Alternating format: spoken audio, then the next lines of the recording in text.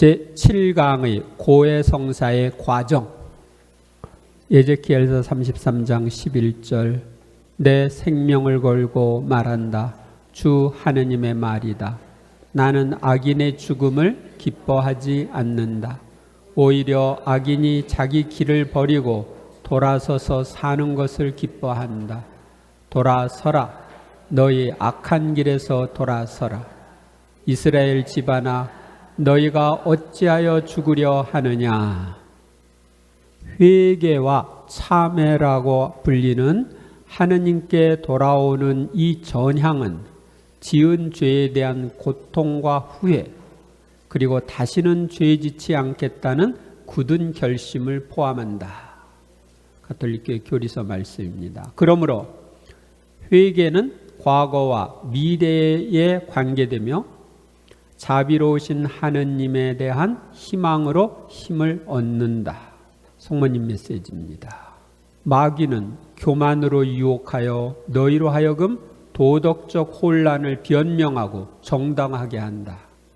그리고 죄를 지은 후에도 참회를 하지 못하도록 너희 양심의 소리를 말끔히 지워버린다. 참회야말로 너희를 회개로 이끄는 성령의 참 선물인데 말이다.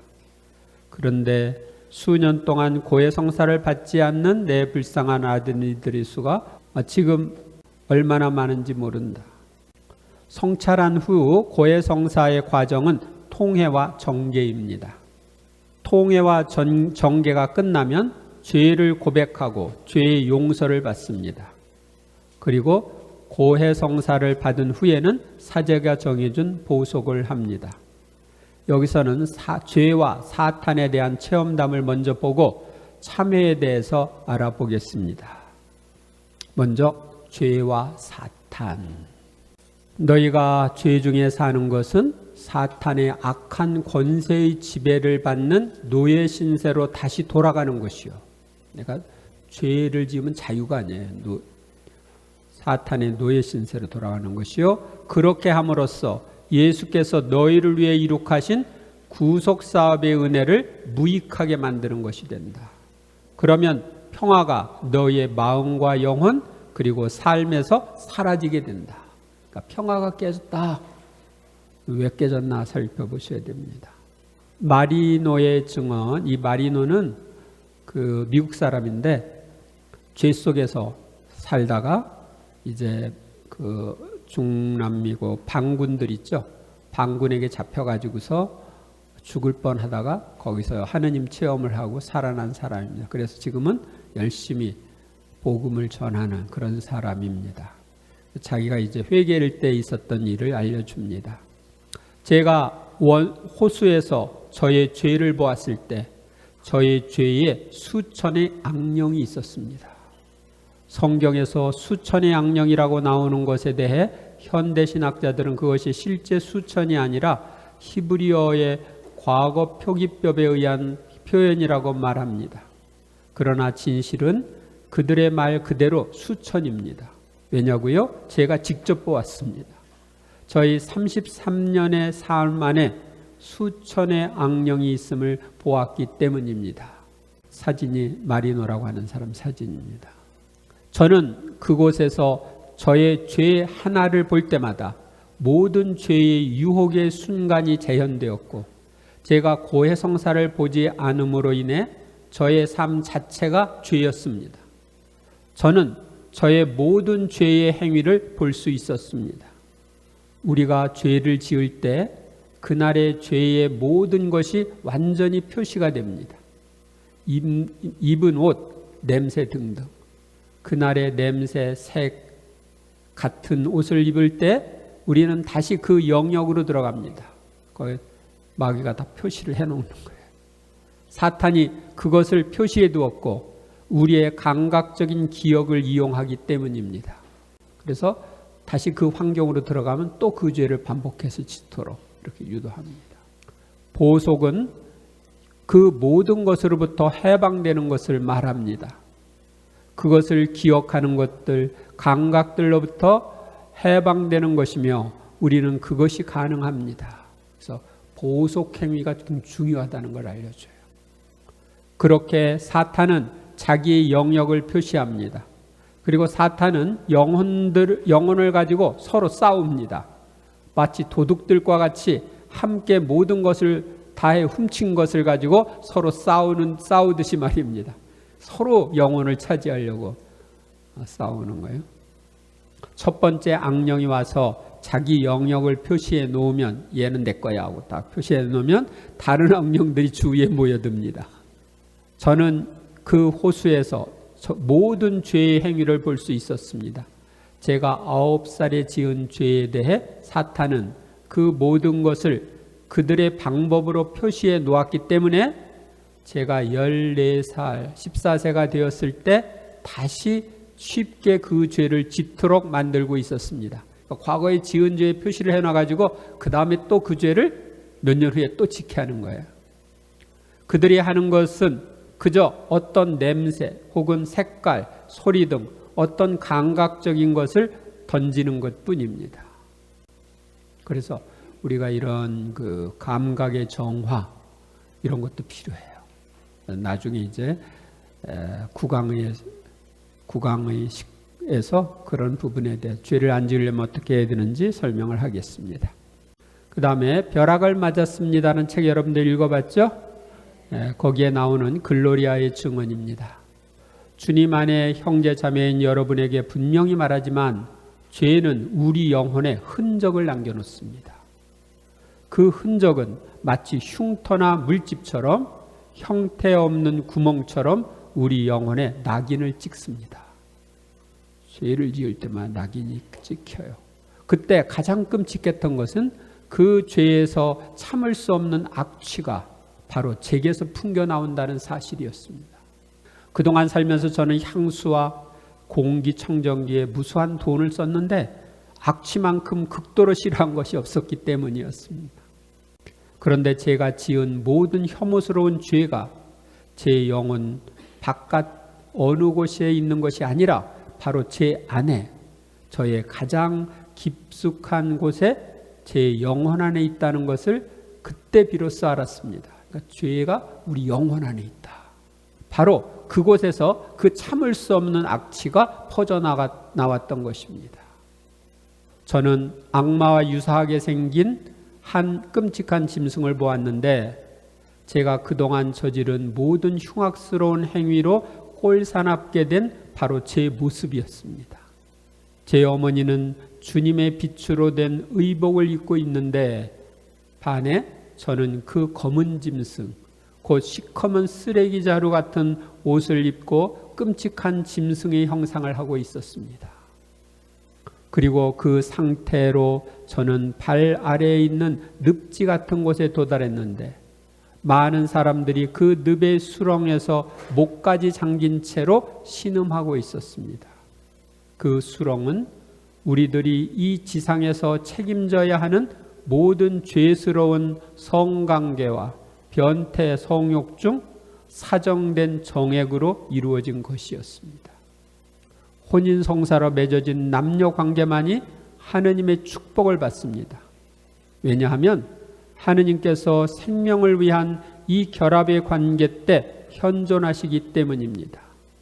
그분은 혼인성사로 맺어진 성관계 안에서 성화되고 높임을 받는 사랑이시기 때문입니다. 혼인성사의 바탕이 없는 성은 순전히 쾌락이나 만족이나 이기주의의 도구일 따름입니다. 바로 그런 이유로 사람들은 이 세상에서 자신의 곱비 없는 열정으로 만들었던 그 수렁에서 고통을 받고 있는 것입니다. 그처럼 정상적인 관계가 아닌 죄스러운 혼의 정사에 관여한 사람들은 누구나 거기 상상할 수 없을 정도로 냄새가 진동하는 수렁에 빠져서 말로 형언할 수 없는 고통을 겪게 됩니다. 그 속에서 그들은 자신의 잘못에 대해 극도의 수치감을 맛보고 있는 것입니다. 여러분에게 제가 분명히 말할 수 있는 것은 그 속에서 가장 고통스러운 것은 우리 모두를 진정으로 사랑하시며 우리 일생 동안 우리 뒤에 계시고 늘 우리를 다시 찾으시는 하느님을 뵙는 것입니다. 그 사랑의 하느님이 우리가 지은 죄로 인해 얼마나 고통을 겪으시는지 아는 것입니다. 저를 위해 얼마나 많은 사람들이 기도했는지, 저를 올바른 길로 이끌기 위해 얼마나 많은 신부님과 수녀님이 노력했는지 그곳에서 저는 볼 수 있었습니다. 그런데도 그동안 저는 그 모든 사람을 얼마나 멸시했는지 모릅니다. 저와는 전혀 다른 성스러기까지 한 그들을 저는 매우 저속하게 표현했었습니다. 그곳 저편에서는 각자의 생명의 책에 기록된 대로 자신의 생애를 세밀한 부분까지 볼 수 있다는 것을 명심하십시오. 입 밖에 낸 말들뿐만 아니라 우리가 했던 생각들까지 모조리 드러납니다. 말, 생각 이런 것이 다 생명의 책에서 드러나는 거예요. 모든 것이 명명백백하게 드러나고 한 사람의 일생 동안 있었던 모든 것이 적나라하게 드러납니다. 사람들은 종종 말한 것과 생각하는 것 사이의 큰 차이 때문에 진저리를 칩니다. 그리고 우리가 범한 죄들은 우리 자신에게 뿐만 아니라 우리 주변에도 그 영향을 미칩니다. 따라서 제가 범한 죄, 그 죄의 영향을 받는 이는 누구겠습니까? 누가 저와 가장 가까이 있겠습니까? 바로 제 아이들입니다. 제 죄로 인해 가장 먼저 저의 아이들과 가족들이 해를 입습니다.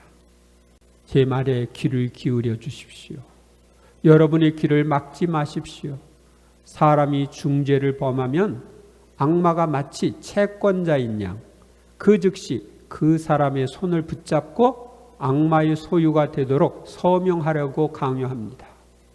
이때 가장 비극적인 일은 사탄이 그 죄인에게 주는 첫 임무가 이것이라는 점입니다.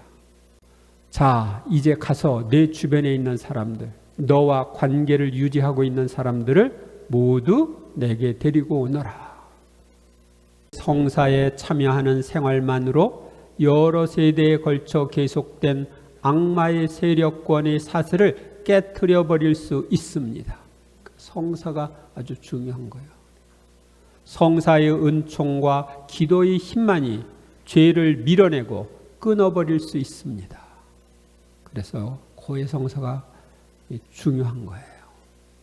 그리스도의 시에 나오는 예수님 말씀, 현재 너희들 중에 90%가 하와와 같이 사탄의 입김과 말에 중독되어 있기 때문이다. 너희는 서로 사랑하기 위해서 살지 않고 욕심을 실컷 채우기 위해서 산다. 주님은 서로 사랑하라는 계명을 줬는데 우리는 서로 사랑하는 게 아니라 욕심 채우기 위해 사는 거예요. 너희는 천국을 위해 살지 않고 진창을 위해서 산다. 이제는 너희들이 영혼과 이성의 감각을 지닌 인간이 아니라 영혼도 없고 이성도 없는 개들이다. 너희는 영혼을 죽였고 너희는 이성을 타락시켰다. 정말 너희에게 단언하지만 짐승들이 사랑의 성실성에 있어서 너희보다 낫다. 우리가 짐승몬도 못하게 살고 있다. 그 짐승들은 일부 일처제로 사는 짐승들이 꽤 있습니다. 한 사람이 죽을 때까지 우리는 그렇게 사는 사람도 있지만 그렇지 않은 사람도 많죠. 제가 하나 봤는데 늑대도 딱 자기가 선택한 배우자만, 그리고 배우자가 죽으면 그 아이들을, 그러니까 자기 자식들인 새끼들을 다 키우고 난 다음에 자기도 죽는 거예요. 성회와 정계. 그리스도인의 내적 참여는 매우 다양하게 표현될 수 있다.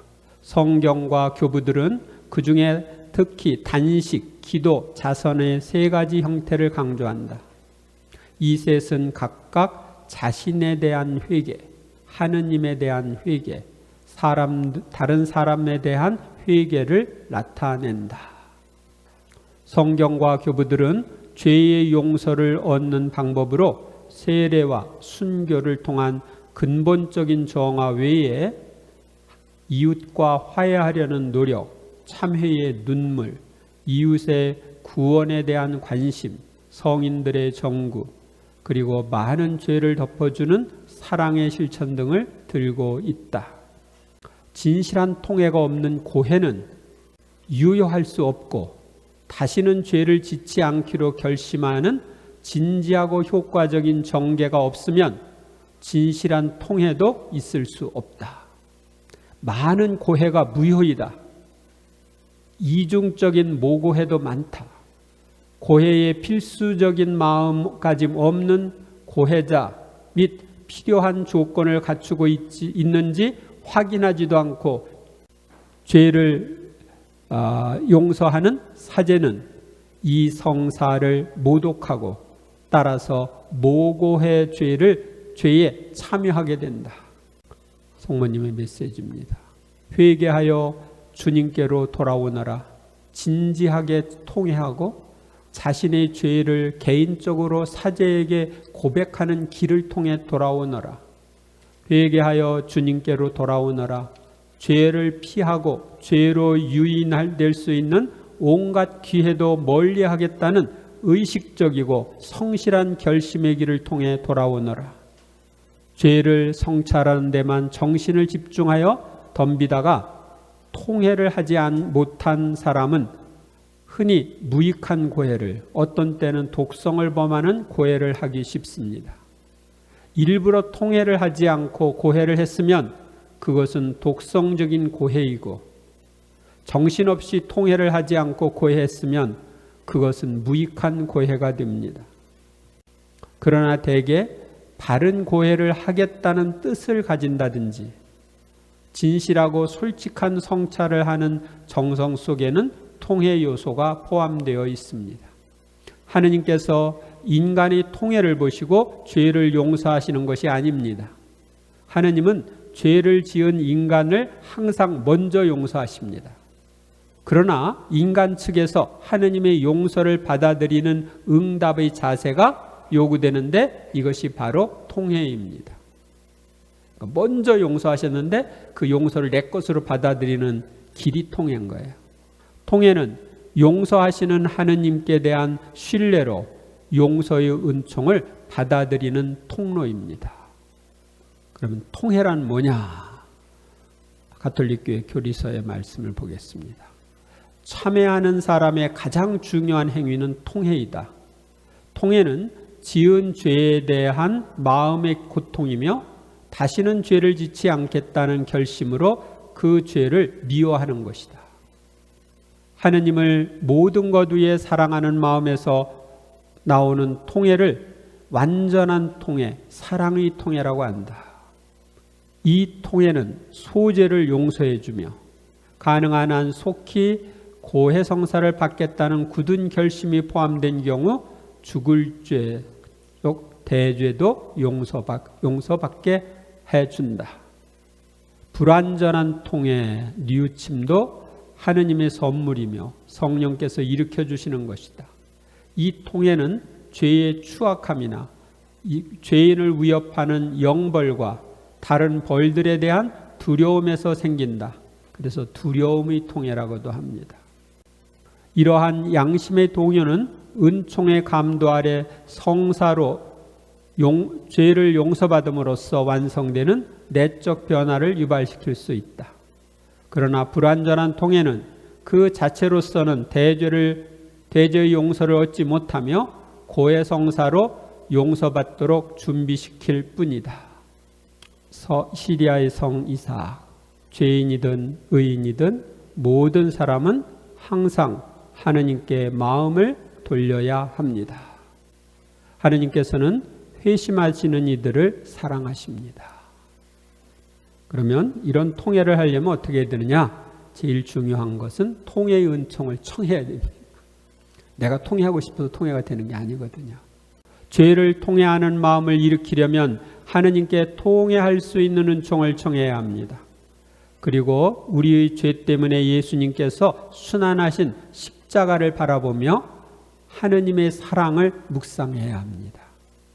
그리고 우리의 죄 때문에 잃어버린 하늘나라와 죄로 인하여 지옥에 떨어진 사람들의 고통을 묵상합니다. 인간의 마음은 무디고 완고하다. 하느님께서 새 마음을 주셔야 한다. 회개는 무엇보다도 우리 마음을 하느님께 돌아서게 하는 하느님의 은총으로 이루어진다. 주님, 저희를 당신께 되돌리소서. 저희가 돌아가오리다. 사랑하올 예수님, 부디 저에게 참된 통회의 은총을 내려주십시오. 당신을 모욕한 죄들에 대한 통회가 저 자신을 불살라 당신의 기억에서도 제 영혼에서도 그 모든 죄가 사라지게 해 주십시오.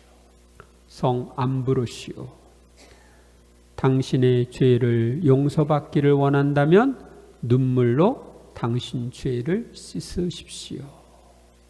여러분이 성체 예수님께 통회의 은총을 청하십시오. 통회의 효과.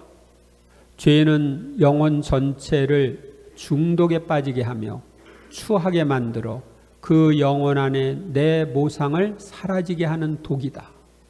통회는 이 독을 죽여 없애고 나의 모상을 되찾게 한다. 진정한 통회는 해독제인 것이다. 그리고 통회는 독을 지우고 영혼 안에 빈자리가 생기게 하기에 이 빈자리를 나의 은총이 채우는 것이다. 따라 죄를 짓지 않으려고 조심함이 죄에 대한 통회를 보상한다. 깊이 뉘우치고서도 곧 이어 죄를 짓는다면 그런 사람의 통회는 헛되고 알맹이가 없을 것이다. 성 아프테스, 마음의 할례를 받고 회개의 눈물로 다시 태어나는 이들은 참으로 행복합니다. 정계, 내적 참여는 삶 전체의 근본적인 방향 전환이며 온 마음으로 하느님께 돌아오고 회개하는 것이며 우리가 지은 악행을 혐오하고 악에서 돌아서서 죄를 짓지 않는 것이다. 동시에 내적 회개는 하느님 자비에 대한 희망과 하느님 은총의 도움을 믿고 생활을 바꾸겠다는 의향과 결심을 포함한다. 그래서 이 회개 안에 앞으로 죄를 짓지 않겠다는 결심이 들어있어야 합니다. 인간이 천국을 얻기 위해 가장 효과적인 방법은 설사 목숨을 바치는 한이 있더라도 자신의 의지로 하느님을 모욕하는 짓은 결코 하지 않겠다고 끊임없이 다짐하는 것이다. 그러니까 내가 알고는 죄 안 짓겠다. 모르고 그냥 습관적으로 어떡하다 보니까 하는 것들은 어쩔 수 없지만 내가 죄라는 걸 알고는 거기에 동의해서 죄를 짓지 않겠다. 이것을 다짐해야 됩니다. 영원히 그것 해치려 드는 원수를 알아차린 즉시 자신 안으로 들어가서 스스로를 낮추고 뉘우치면서 과감하게 정죄할 때도 하느님의 힘이 그를 에워싼다. 죄를 고백하기 전에 통회와 함께 결심, 즉 정죄가 필요합니다. 정죄는 다시는 이런 죄를 범하지 않고 범할 기회를 가까이 하지 않겠다고 마음으로 단단히 작정하는 것입니다. 마음으로 단단히 작정한다는 것은 참 통회에 절대로 필요한 요소가 됩니다. 그러니까 통회와 정죄는 서로 연결되는 거예요. 왜냐하면 다시는 이런 죄를 범하지 않겠다는 결심이 없으면 참 통회가 있을 수 없기 때문입니다. 참된 정죄에는 어떤 희생을 할지라도 죄의 기회를 피하고 또다시 같은 죄를 범하기보다는 나의 모든 것을 다 잃어버린 편이 낫다고 생각하는 마음이 있어야 합니다. 아셨어요? 이 죄를 지키기보다는 차라리 죽겠다 하는 결심을 가지고 성인이 된 사람이 있는데 성 도미니코 사비오입니다.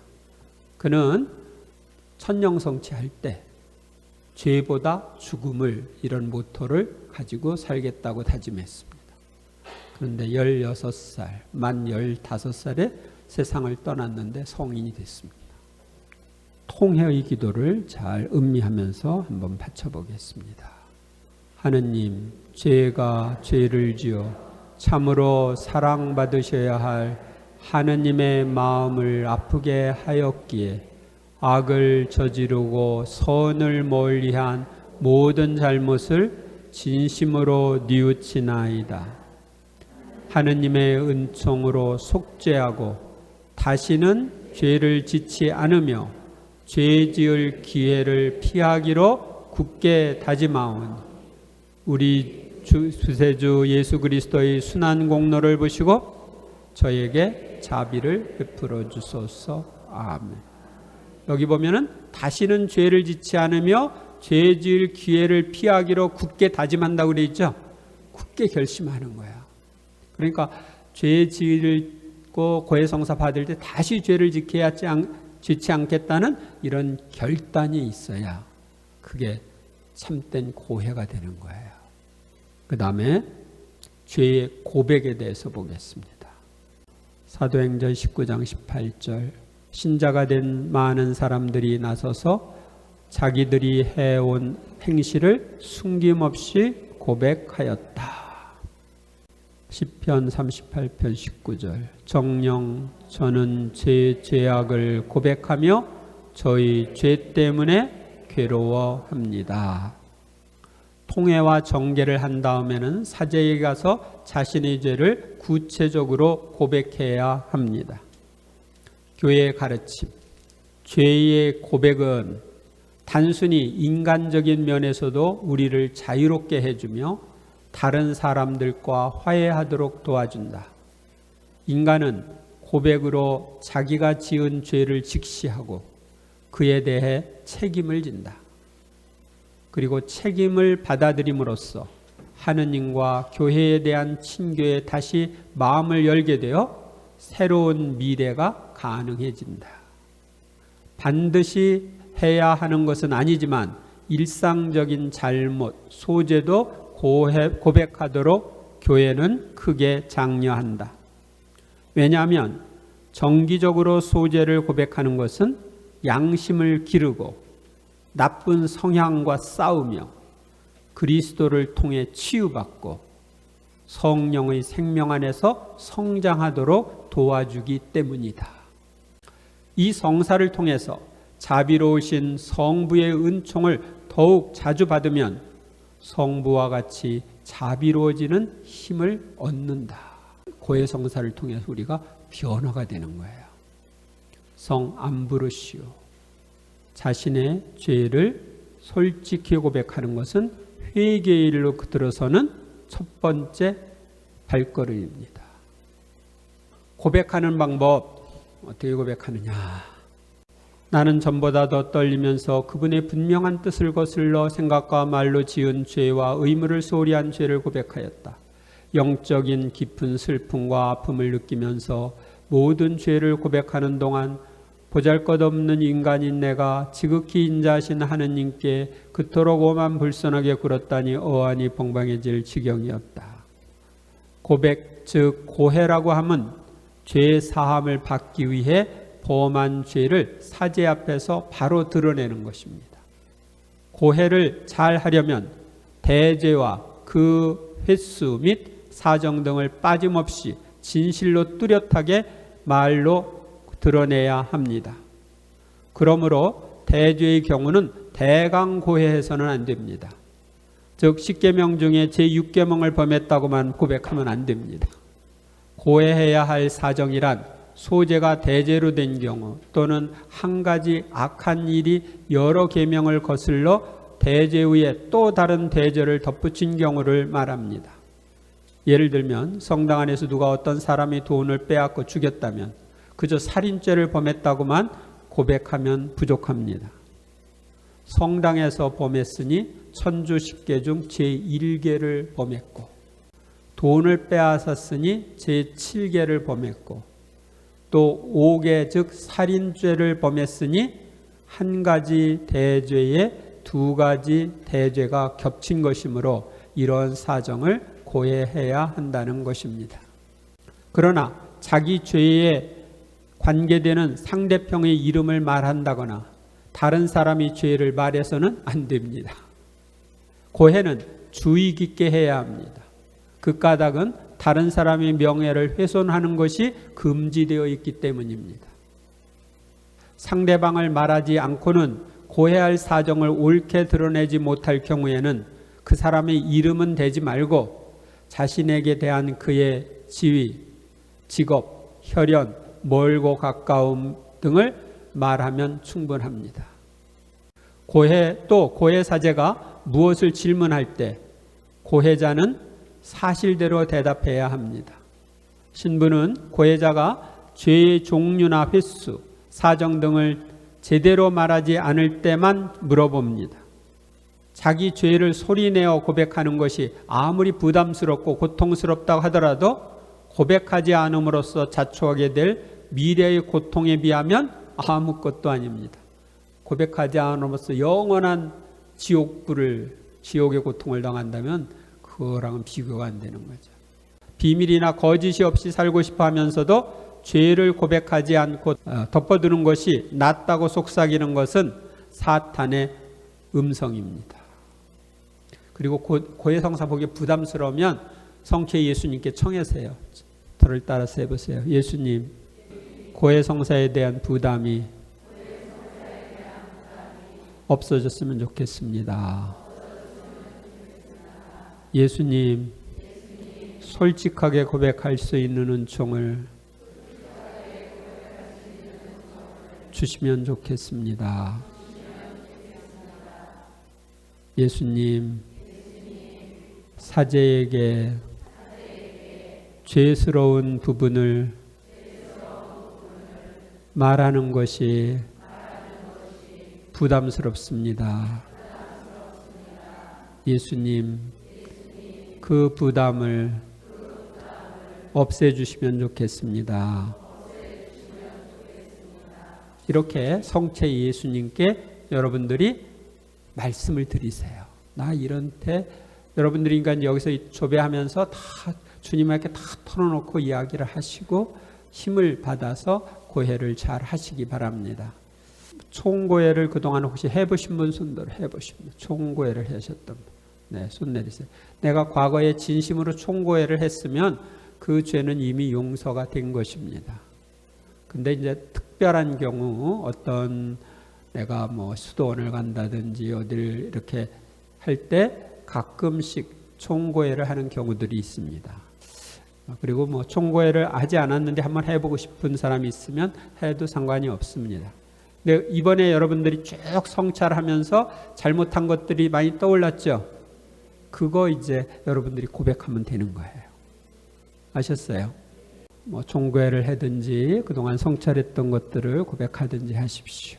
고해실에서 취할 4가지 행동, 성 호세 마리아 에스크리바는 고해자가 고해실에 들어간 다음 취해야 할 행동 4가지를 말했습니다. 이분은 오프스데이라고 하는 운동을 창설하신 분입니다. 그것은 빠짐없이 고하라, 진심으로 통회하라, 분명하게 표현하라, 간략하게 고하라입니다. 먼저 빠짐없이 고하라. 대죄는 물론 소죄도 빼놓지 않도록 주의해야 합니다. 무엇보다도 창피하다는 이유로 특정한 죄를 빠뜨려서는 안 된다. 가장 고백하기 힘든 죄목을 가장 먼저 고백하는 것이 좋다. 그 다음 죄목부터는 점점 쉬워진다. 진심으로 통회하라. 자신이 지은 죄를 뉘우쳐라. 아낌없이 무한정 사랑을 베풀어 주시는 하느님의 마음을 아프게 해드렸음을 잊지 마라. 분명하게 표현하라. 애매하게 또는 난해하게 표현하지 마라. 애둘러서 말함으로써 자신의 죄를 은폐하려 하지 마라. 고해사자가 분명하게 이해하도록 표현해라. 간략하게 고하라. 세부적인 이야기까지 늘어놓을 필요는 없다. 그것은 매우 특수한 상황을 지어내거나 다른 이들을 탓함으로써 자신을 변호하는 데 지나지 않는다. 모고해와 모령성체의 죄에 대한 실화, 성녀 데레사 체험입니다. 대데레사요. 성녀 데레사는 이러한 초성적 영시를 보았다. 성녀가 어느 날 기도하고 있을 때 갑자기 눈앞에 불꽃이 활발 타오르지 않겠는가? 그 불꽃 사이로 큰 구멍이 열리더니 불행한 영혼들이 셀 수 없이 그 안으로 떨어졌다. 성녀는 너무 무서워서 눈을 하늘로 짓들고 오 천주님, 지금 제가 보는 이 광경이 대체 무엇입니까? 지옥으로 떨어지는 이 많은 영혼들이 누구 것들이란 말입니까? 정녕 외교인들이겠죠. 그렇지 않으면 미신자들이나 히브리 사람들이나 터키 사람들입니까? 하고 물었다. 아니다 테레사야, 그렇지 않다. 내가 지금 보는 저 영혼들은 너와 같은 신자들의 영혼이란다 하고 천주님이 대답했다. 그렇다면 신앙심이 없는 영혼들입니까? 신자의 본분을 다하지 못했거나 성사를 자주 보지 않는 냉담자들의 영혼들이겠죠. 아니다 데레사야, 그렇지 않다. 이 영혼들은 너처럼 세례를 받아 신앙심을 가졌고 너처럼 본분을 잘 지키던 사람들 것이란다. 그러면 고해성사를 잘 안 보던 사람이겠지요. 임종 때도. 아니다. 고해성사도 보았고 임종 때에도 고해뿐만 아니라 갖은 성사를 다 본 사람들이란다. 병자성사도 받았겠죠. 주님이시여, 그렇다면 어째서 이 영혼들이 지옥으로 떨어진단 말입니까? 그것은 고해를 잘못했기 때문이다. 데레사야, 너는 가서 모든 사람들에게 이 계시를 말해주고 신부들에게도 고해의 중요함과 모고해에 대하여 자주 강론하고 자주 권하라고 해라. 나의 신자들이 이 좋은 약을 독약으로 만들고 불쌍한 영혼을 사랑하고 용서하는 이 고해성사를 악용하기 때문이다 라고 하셨다. 성 베네딕토의 일기. 벨라지오라는 수사가 젊었을 때 불행하게 어떤 대죄를 범하고 그 죄를 고해하지 않기로 결심했지만 매우 큰 고통과 양심이 무거운 가책을 받으면서 열애를 지냈다. 어느 날 거리를 지나는 어떤 순례자가 천주님의 묵계를 받은 것처럼 그에게 말하기를 벨라지오여 고해하시오. 그렇게 하면 천주님께서 당신을 용서해 주실 것이요. 당신은 마음이 편안하리다 라고 했다. 벨라지오는 고해를 완강하게 거절했다. 그는 고해하지 않아도 용서받을 수 있으리란 어리석은 헤아림으로 죄를 용서받기 위해서는 큰 보속과 고통을 닦아보려고 결심했다. 그래서 그는 어떤 수도원에 들어가 겸손과 순명, 단식과 극기로서 모든 수사들의 모범 인물이 되었다. 그러다가 그는 죽었다. 수도원 전체가 비상한 슬픔에 잠긴 채 다시 교회의 관례대로 그 시체를 성당 가운데 묻게 되었다. 이튿날 아침에 성당 지기가 벨라지오의 시체가 무덤 위에 얹혀 있는 것을 발견하고 그 시체를 무덤 속에 묻었다.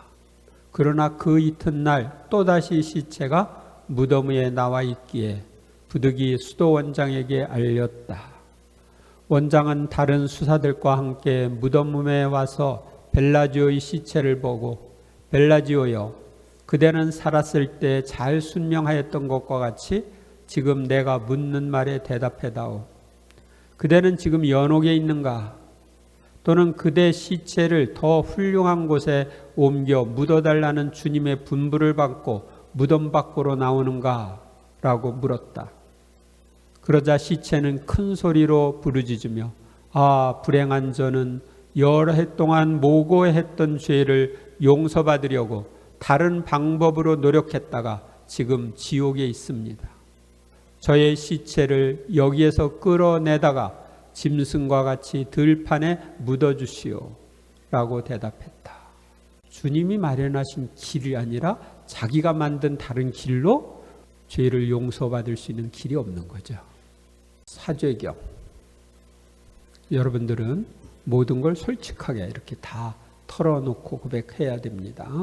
시편 32편 5절. 제 잘못을 당신께 자백하며 제 허물을 감추지 않고 말씀드렸으니 주님께 저의 죄를 고백합니다. 그러자 제 허물과 잘못을 당신께서 용서하여 주셨습니다. 참회자가 죄를 고백하면 사제는 죄를 용서하는 사죄경을 해줍니다. 고해사제는 하느님의 용서를 마음대로 다루는 주인이 아니라 종이다.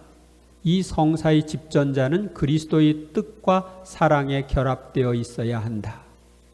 그는 그리스도인의 행동을 잘 이해하고 인간사에 대한 경험도 터득해야 하며 죄에 떨어진 사람을 존중하고 배려해야 한다. 고해사제는 진리를 사랑하고 교회의 교도권에 충실해야 하며 고백하는 사람을 치유와 완전한 성숙으로 인내로 인도해야 한다. 그는 고백자를 자비로우신 주님께 맡겨드리고 그를 위해 기도하고 속죄해야 한다.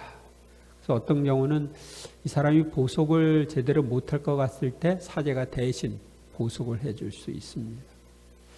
또 가톨릭 교회 교리서에 계속 나와 있는 겁니다.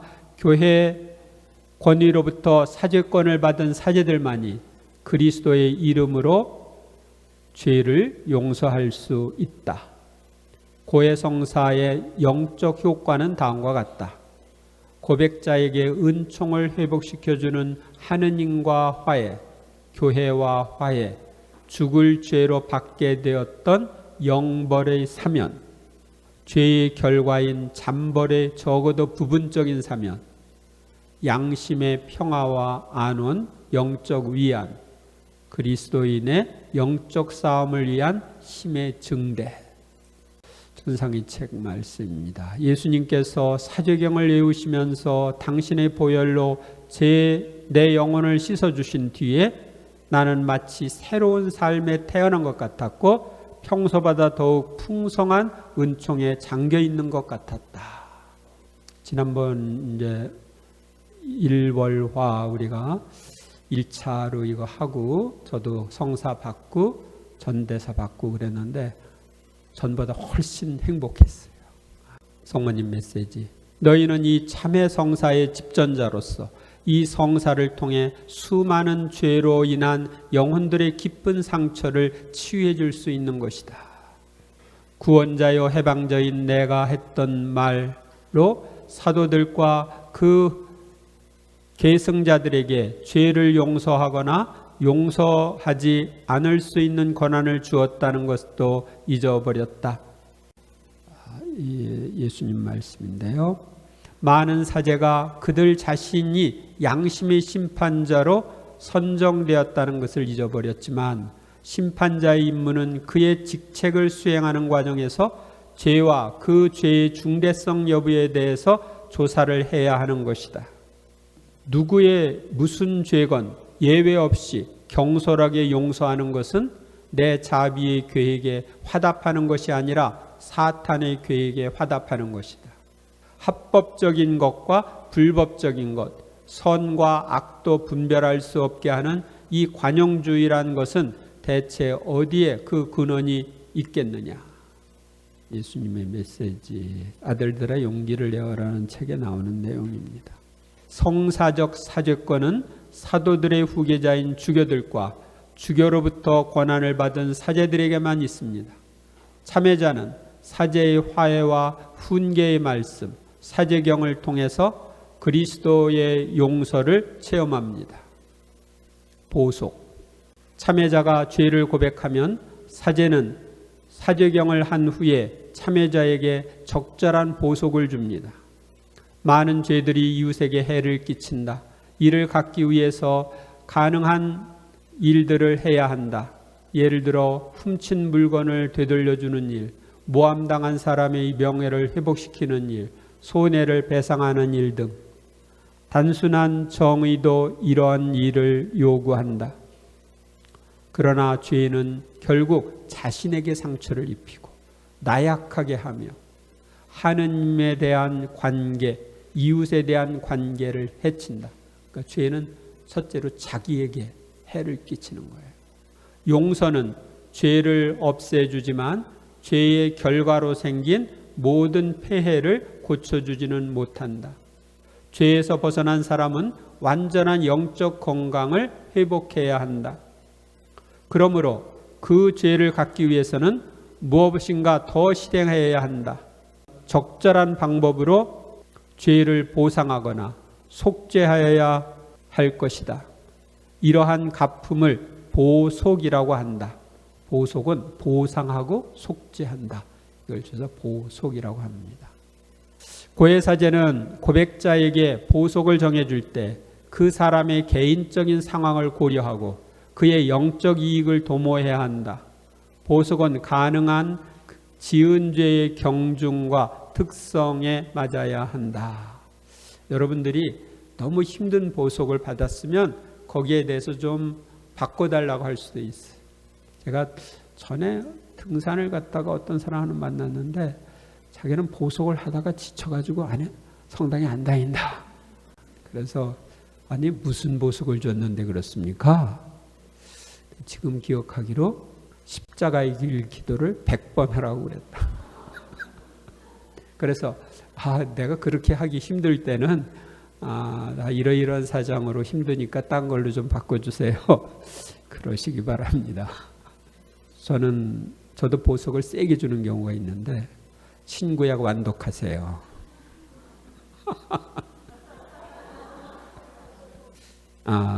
나한테 고해 선고 받을 사람이 별로 없을 것 같다. 보석은 기도일 수도 있고 헌금, 자선행위, 이웃을 위한 봉사, 자발적인 절제, 희생이 될 수도 있으며 특히 우리가 져야 할 십자가를 인내로 받아들일 수도 있습니다. 성모님 메시지를 보겠습니다. 보속과 단식으로 극기하여라. 내가 특히 좋아하는 단식은 죄와 악을 삼가하는 것이고 담배, 술, 영화 관람과 텔레비전 시청을 끊어버리는 것이다. 너의 내적 순결을 타락시키고 마음속에 악의 씨를 뿌림으로써 영혼을 산란하게 하는 텔레비전 오락물을 보지 마라. 또 가끔 육체적 단식도 하기 바란다. 복음서에서 예수님도 그것을 요구하시며 이렇게 말씀하셨다. 이런 종류의 마귀는 기도와 단식을 하지 않고서는 쫓아낼 수 없다. 우리가 행하는 보속은 죄에 대한 완전한 반대급부라고 이해해서는 안 됩니다. 왜냐하면 죄의 용서는 인간이 행한 보속의 결과로 이루어지는 것이 아니라 하느님의 자비로 얻어지는 것이기 때문입니다. 아무도 하느님을 거스린 죄를 스스로 용서받을 수 있는 길이 없어요. 하느님이 용서해 주어야 되는 거죠. 죄의 용서는 전적으로 하느님의 자비에 의해서 이루어지고 보속은 죄가 남긴 어두운 자취를 조금이라도 지워보려는 노력일 뿐입니다. 그러니까 보속은 죄의 자취를 조금이라도 지워보려는 노력일 뿐이에요. 죄의 결과인 하느님과의 단절, 이웃과의 관계 손상 및 단절, 자기 소외를 극복하려는 작은 노력이 보속입니다.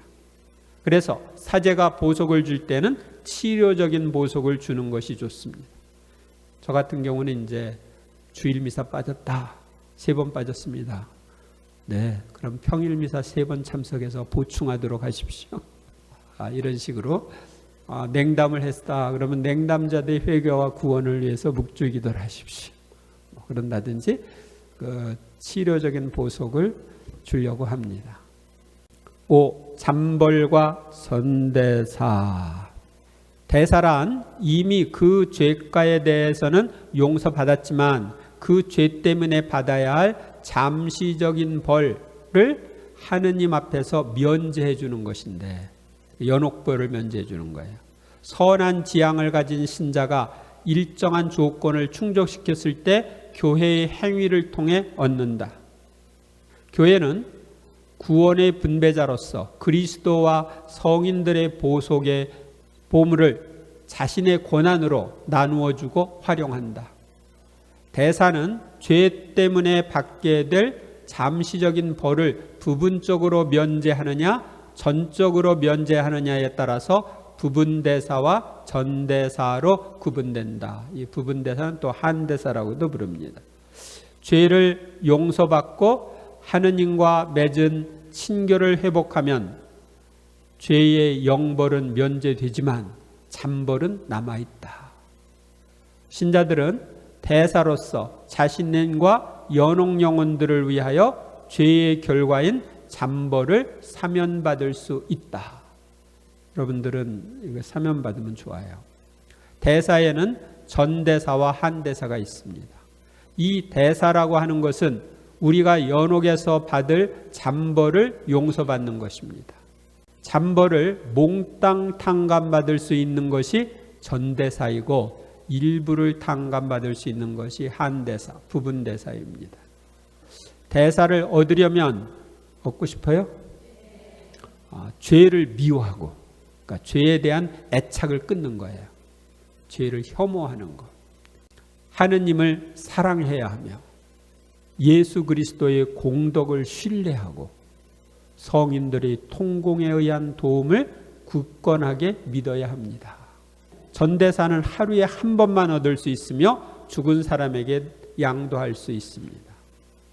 전대사의 조건은 지금부터 딱 20년 전 1999년 7월 16일에 공포된 대사에 관한 안내서에 따르면 다음과 같습니다. 전대사를 얻으려면 누구나 공통적인 조건으로 고해성사, 미사참례와 영성체, 교황님의 지향이 이루어지도록 기도한 후에 주님의 기도와 성모송을 바칩니다. 교황님의 이러이러한 지향들이 이루어지길 바랍니다. 그런 지향으로 주님의 기도 성모송을 바치겠습니다. 이렇게 바치는 거예요. 또한 전대사를 받으려면 다음 경우 중에 하나를 실천해야 합니다. 뭔가 보세요. 적어도 30분 동안 성체조배. 오늘 30분 이상 성체조배 할 수 있죠? 신자들이 함께 교송으로 바치는 묵주기도, 주거니 받거니 하면서 바치는 묵주기도, 십자가의 길기도, 적어도 30분 성경 독서, 세상을 떠난 이들을 위해서 11월 1일 정오부터 2일 자정까지 성당을 방문하거나 또 11월 1일부터 8일까 사이에 묘지를 방문하는 것, 천영성체, 사제의 천미사나 서품 25주년, 50주년, 60주년 기념 장엄미사에 참석하는 것, 부활성야에서 세례서약을 갱신하는 것, 성금요일의 장엄예식에서 십자가 경배, 또 라디오나 텔레비전을 통하여 받는 교황 강복 등이 있습니다. 그 줄 중에 한 가지를 하면은 전대사가 됩니다. 그리고 한대사는 교회의 여러 기도를 통하여 얻을 수 있습니다. 예를 들면 성호경, 삼종기도, 사도신경, 여러 호칭기도, 마리아의 노래 등을 통해 얻을 수 있습니다. 또한 믿음과 희망과 사랑으로 행하는 모든 행위, 이웃에게 베푸는 사랑의 실천, 자발적으로 행하는 단식과 금요, 짧고 열렬한 화살기도를 통해서도 한대사를 받을 수 있습니다. 고해성사를 받은 후에는 그동안 지은 모든 죄로 인하여 연옥에서 받게 될 잔벌을 모두 용서받는 전대사를 받으면 좋습니다. 그래서 오늘 여러분들은 이제 저녁에 미사를 하면서 전대사를 모두 받으시기 바랍니다. 그래서 내가 지금까지 지은 모든 죄와 거기에 대한 벌을 다 탕감받으면 세례 때처럼 다시 태어나는 거야. 세례 때는 우리가 그동안 지은 죄와 그로 인해서 있던 벌까지 다 탕감받죠. 그러면 이제 여러분들이 동영상을 시청하고 나서 고해성사를 받게 되는데 맺은 말을 먼저 하고 그 다음에 동영상을 보도록 하겠습니다. 사탄은 죄를 지은 인간에게 영향을 미칩니다. 우리가 잘 준비하여 고해성사를 보면 자신이 영향을 미치는 발판인 죄가 없어지기에 고해성사를 방해합니다. 그래서 고해성사를 못 보도록 방해하면 구마 명령하세요. 예수님의 이름으로 명령한다. 고해성사를 방해하는 악령들아 물러가라. 이렇게. 마귀들은 고해성사를 계속 미루게 하고 통해와 정계를 방해하고 모고해를 하기에 유혹합니다.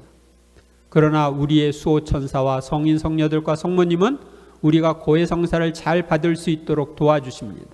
그러니까 도움을 청하세요. 또 연옥에 있는 영혼들도 우리를 도와줄 수 있습니다. 그러므로 도움을 줄 수 있는 분들에게 도움을 청하면서 고해성사를 잘 받으시기 바랍니다.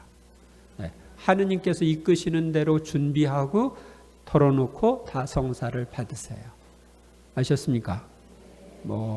한 사람 앞에 5분을 해도 되고 10분을 해도 좋고 때로는 20분을 할 수도 있고 그렇습니다.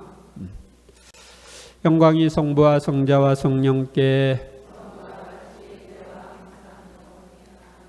성부와 성자와 성령의 이름으로